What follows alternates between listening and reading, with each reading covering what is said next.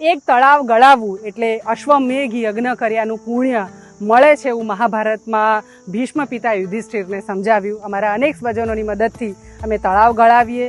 ચંદ્રવદનભાઈ શાંતિલાલ શાહ એમની મદદથી આ સાબરકાંઠાનું ગોઢાનું તળાવ અમે ઊંડું કરી રહ્યા છે. ગ્રામજનોનો પણ એમાં ખૂબ સહયોગ છે.